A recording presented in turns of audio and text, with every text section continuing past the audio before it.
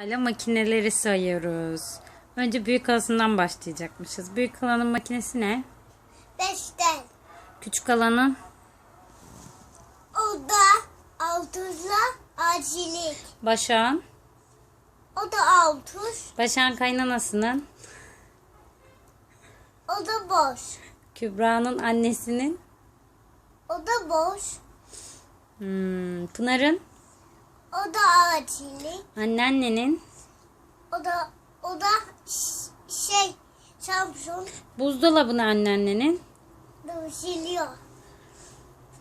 Didem'in? O da boş. Hande'nin? O da boş. Hande'nin makinesi. Hı hı. Hande'nin makinesi. Hı hı. Yok acilik o da. Evet. Ne alacaktı